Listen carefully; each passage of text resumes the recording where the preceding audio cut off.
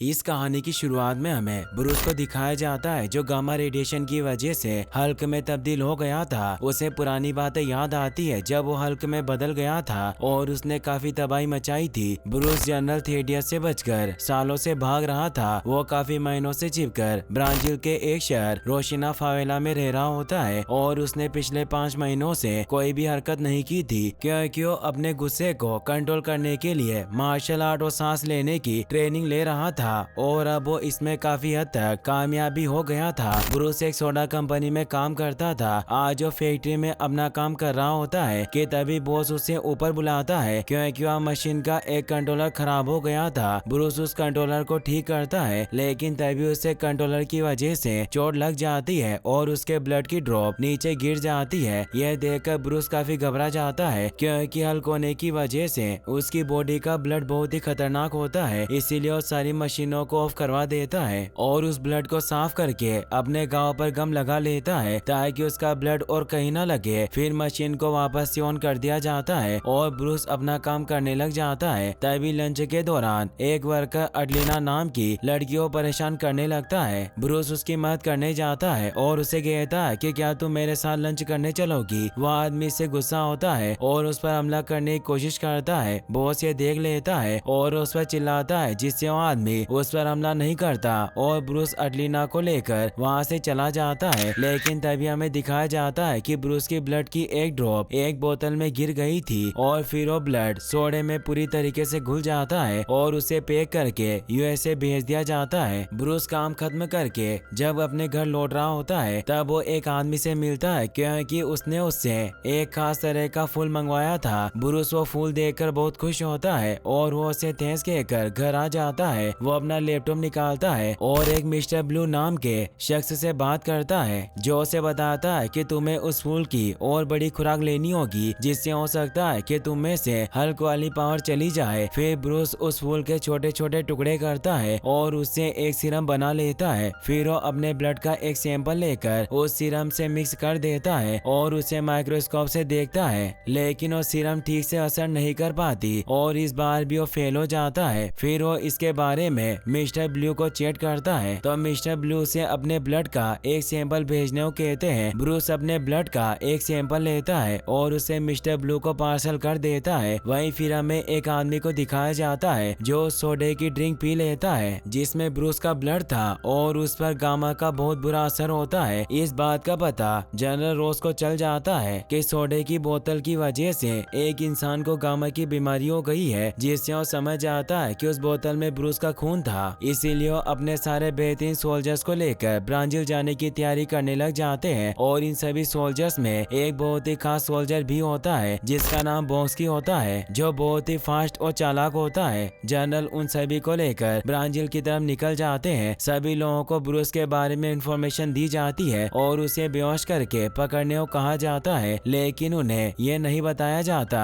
कि वो हल्क है। वही हमें ब्रूस को दिखाया जाता है जो मिस्टर ब्लू से चैट कर रहा होता है। ब्लू से कहता है कि तुम्हारे खून पर रिसर्च शुरू कर दी है लेकिन मुझे तुम्हारी बॉडी के बारे में और इन्फॉर्मेशन की जरूरत है। लेकिन ब्रूस उसे बताता है कि यह मुमकिन नहीं है क्योंकि जानकारी घर पर है। इससे ब्रूस को बेटी की बहुत याद आने लग जाती है। वहीं हमें दिखाया जाता है कि जनरल की टीम ब्रूस को ढूंढते हुए उसके घर तक पहुंच जाती है लेकिन ब्रूस को इस बारे में पता चल गया था। वो वहाँ से भाग जाता है। बॉस के अपने सभी साथियों के साथ उसे पकड़ने के लिए उसका पीछा करने लग जाता है। ब्रूस उनसे बचकर भागता हुआ एक छत से दूसरी छत पर छलांग लगाकर वहां से भाग रहा होता है लेकिन भागते भागते ब्रूस एक गुंडे से टकरा जाता है जो और कोई नहीं बल्कि फैक्ट्री में काम करने वाला वही वर्कर था जो अडलिना को परेशान किया करता था। वो ब्रूस को मारने की कोशिश करता है पर ब्रूस उसे नीचे पटक देता है और वहाँ से भागने लगता है। वो गुंडे भी अब ब्रूस के पीछे पड़ जाते हैं। ब्रूस भागता हुआ उसी सोडा फैक्ट्री में चला जाता है लेकिन उन गुंडों को इस बात का पता चल जाता है और वो भी उस फैक्ट्री में चले जाते हैं। बॉस की भी उन गुंडों को वहां जाते हुए देख लेता है इसीलिए वो भी अपने साथियों के साथ वहां पहुंच जाते हैं। वहीं ब्रूस को वो गुंडे पकड़ लेते हैं और उसे मारने लगते हैं। ब्रूस उन्हें कहता है कि मेरा गुस्सा बढ़ता जा रहा है इसीलिए तुम मुझे छोड़ दो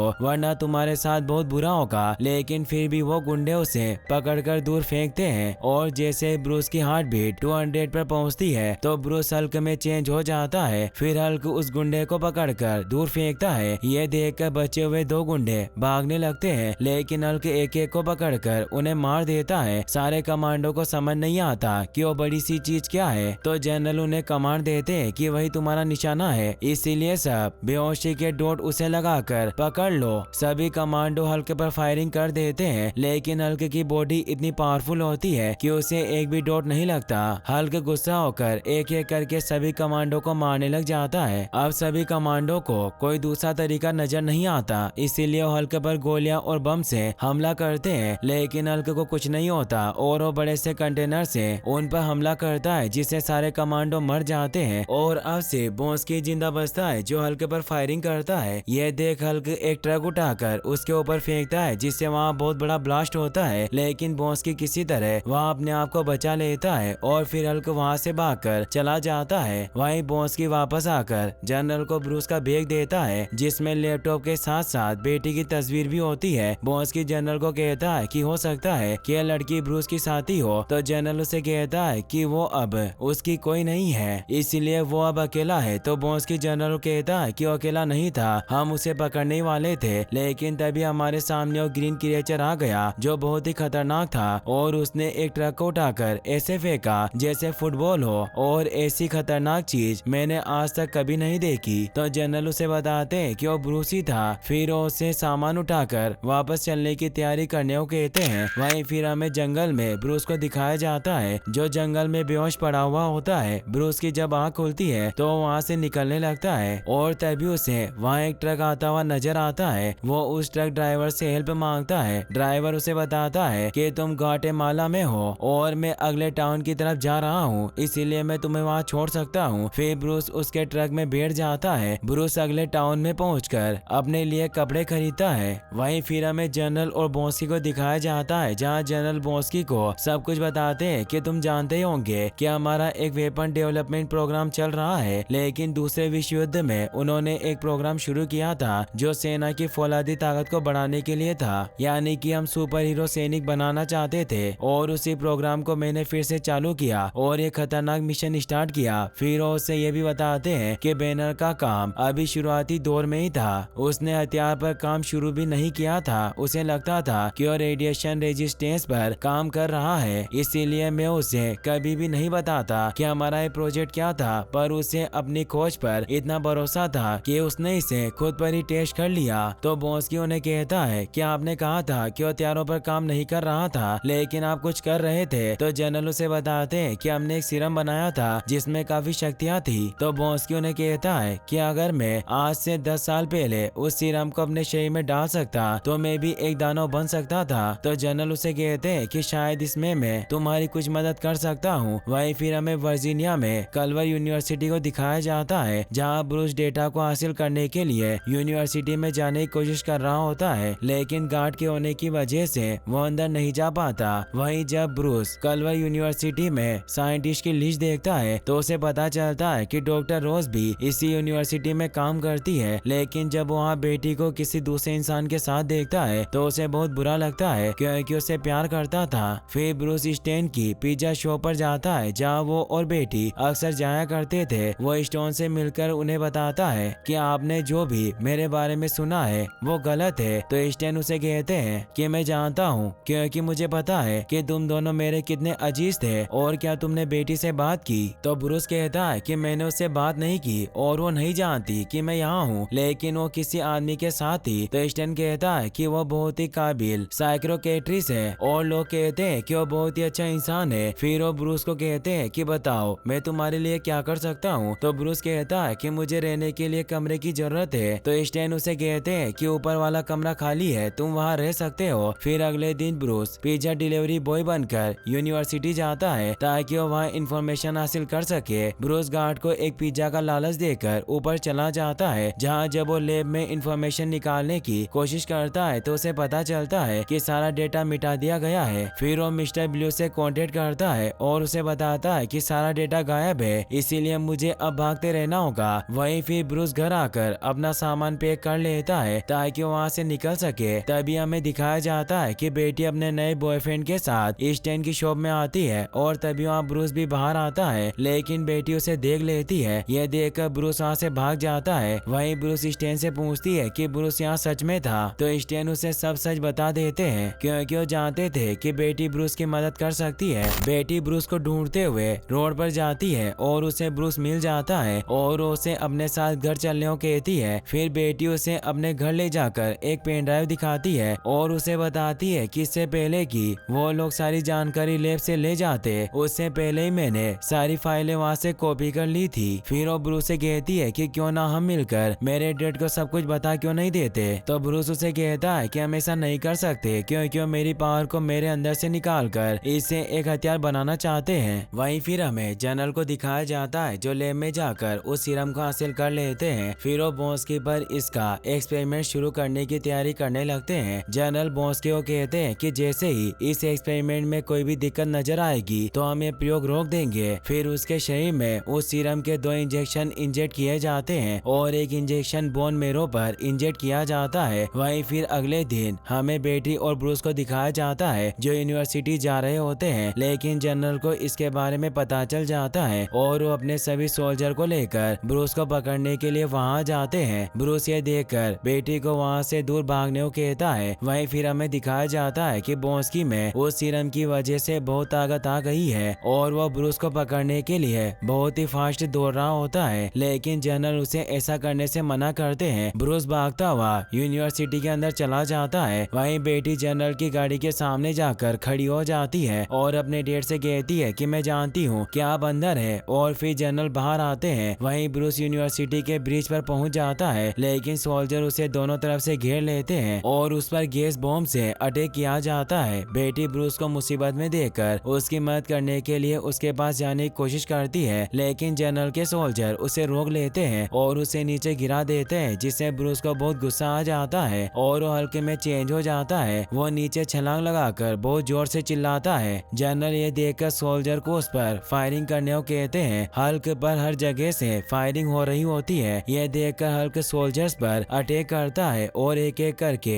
उनकी सभी गाड़ियों को डिस्ट्रॉय करने लग जाता है। जनरल ये देखकर बॉस्की को हल्क का सामना करने के लिए भेजते हैं। बॉस्की उस सीरम की वजह से बहुत फास्ट हो चुका था, इसीलिए हल्क के हर एक वार से बच जाता है। फिर बॉस्की हल्क को तोपों के पास लेकर जाने लगता है और फिर वो बहुत हाई फ्रीक्वेंसी साउंड को ऑन कर देते हैं, जिससे हल्क पर बहुत बुरा असर होने लग जाता है। लेकिन तभी हल्क गाड़ियों के मलबे से अपनी ढाल बना लेता है और उन गाड़ियों पर अटैक करके उन्हें डिस्ट्रॉय कर देता है। तभी बॉस्की हल्क के पास आता है और उसे कहता है कि तुम्हें बस इतनी ताकत है, और हल्क उसे जोर से हिट करता है जिससे वो बहुत दूर जाकर गिरता है। जनरल ये देखकर हल्क पर अटैक करने के लिए गनशिप को बुलाते हैं। वहीं बेटी हल्क के पास जाती है, लेकिन तभी वहाँ गनशिप हल्क के ऊपर फायरिंग करने लग जाती है। यह देखकर हल्क बेटी को बचाता है और उस गनशिप पर अटैक करके उसे डिस्ट्रॉय कर देता है, लेकिन उस गनशिप के ब्लास्ट में हल्क और बेटी चपेट में आ जाते हैं। लेकिन हल्क बेटी को बचा लेता है और फिर वो उसे वहाँ से लेकर जंगल में चला जाता है। वो बेटी को एक गुफा में लेकर जाता है। तभी मौसम खराब होने की वजह से वहाँ बिजलियाँ कड़कने लग जाती है, जिससे हल्क बहुत डर जाता है और आसमान पर अटैक करता है। तो बेटी हल्क को शांत करती है और उसे समझाती है कि यहाँ पर कोई नहीं है। फिर वो दोनों वहीं गुफा में बैठ जाते हैं। वहीं फिर हमें बॉस्की को दिखाया जाता है जिसे अब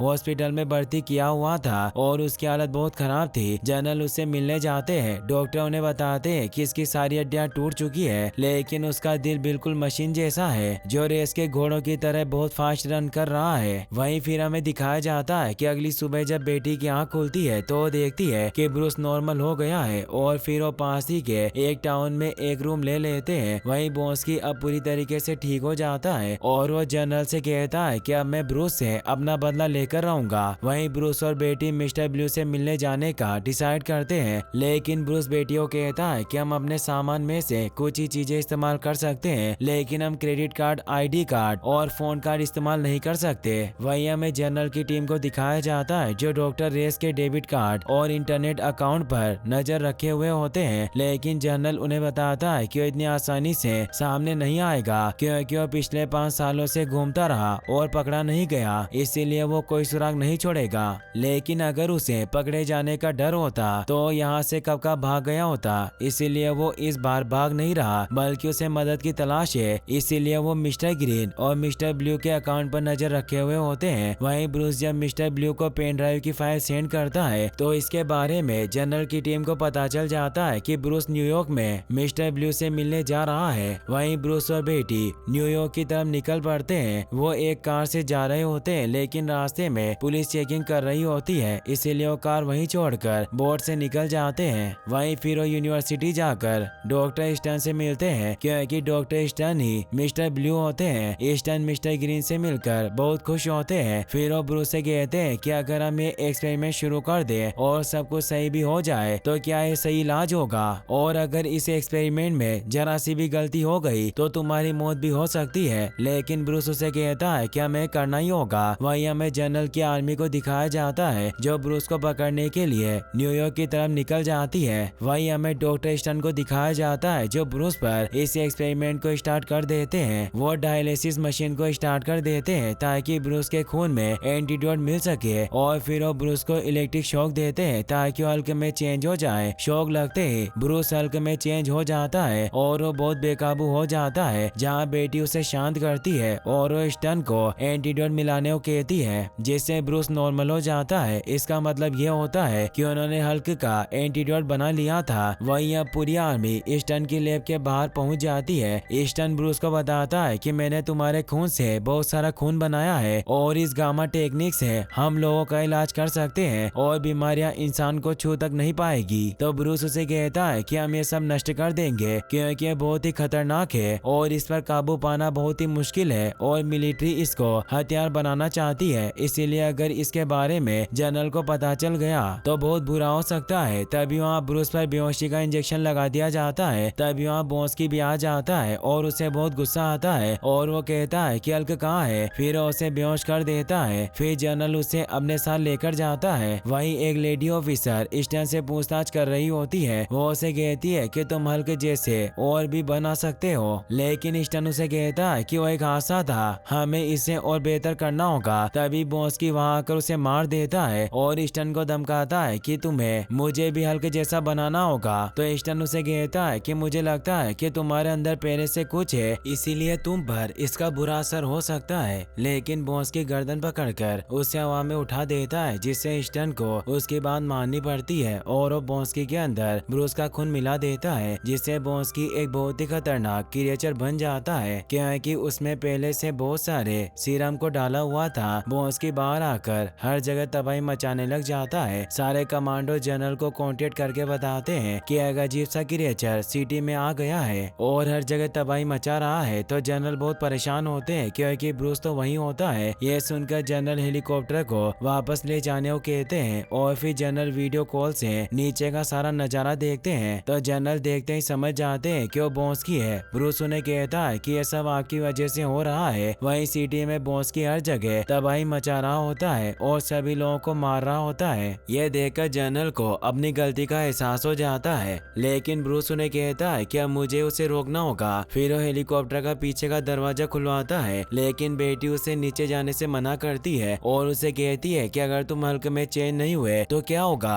तो ब्रूस उसे बताता है कि मुझे कोशिश तो करनी होगी, और फिर वो नीचे कूद जाता है और वो जमीन से टकराकर अंदर चला जाता है और बेटी को लगता है कि वो मर गया है। लेकिन तभी पता चलता है कि ब्रूस हल्क में चेंज हो गया था और फिर वो बाहर आ जाता है। वो बॉन्स्की को ललकारता है। उन दोनों में फाइट स्टार्ट होती है, लेकिन बॉन्स्की बहुत ताकतवर होता है, इसीलिए हल्क को बहुत मारता है और उसे दूर फेंकता है। ये देखकर जनरल कमांडो को हल्क की मदद करने को कहता है और फिर वो मशीन गन से बॉन्स्की पर फायर करने लग जाता है। हल्क भी ये देख लेता है और वो भी बिल्डिंग पर चढ़ने लग जाता है। तभी हल्क देखता है कि बॉन्स्की उस हेलीकॉप्टर पर वार करने वाला है। तो हल्क बेटी को बचाने के लिए बॉन्स्की पर अटैक करता है और उसे हेलीकॉप्टर को डिस्ट्रॉय करने से रोक लेता है, लेकिन वो दोनों हेलीकॉप्टर से लटक जाते हैं। लेकिन अभी भी उन दोनों में फाइट होती है, जिससे उस हेलीकॉप्टर का बैलेंस बिगड़ने लगता है और वो हेलीकॉप्टर नीचे क्रैश कर जाता है और बॉन्स्की हेलीकॉप्टर के नीचे दब जाता है। वहीं बेटी और जनरल भी इस हादसे में सेफली बच जाते हैं, लेकिन अभी भी वो हेलीकॉप्टर में ही होते हैं। तभी बॉन्स्की बाहर आ जाता है और वो हल्क पर अटैक करके उसे इंसल्ट करने लग जाता है और बॉन्स्की उसे कहता है कि अब तुम देखो कि तुम्हारा प्यार किस तरह से मरता है, क्योंकि क्रैश होने की वजह से वो हेलीकॉप्टर कुछ ही देर में ब्लास्ट होने वाला होता है। ये देखकर हल्क को गुस्सा आता है और वो बॉन्स्की को दूर फेंकता है और अपने हाथ की पावर से हेलीकॉप्टर में लगी आग को बुझा देता है, लेकिन तभी बॉस्की उस पर पीछे से हमला कर देता है, जिससे हल्क दूर जाकर गिरता है। बॉस्की बेटी और जनरल पर वार करके उन्हें मारने लगता है। यह देखकर हल्क जोर से अपने हाथ को जमीन पर मारता है, जिससे बॉस्की के नीचे की जमीन टूट जाती है और वो नीचे गिर जाता है। हल्क चेन से बॉस्की का गला पकड़ लेता है और उसे इंजर्ड कर देता है। हल्क उसे बहुत मारता है, जिससे बॉस्की की हालत काफी खराब हो जाती है और वहीं बेहोश हो जाता है। और फिर हल्क उसकी चेस्ट पर पांव रखकर बहुत जोर से चिल्लाता है और अब जनरल भी समझ जाता है कि वो ब्रूस को लेकर कितना गलत था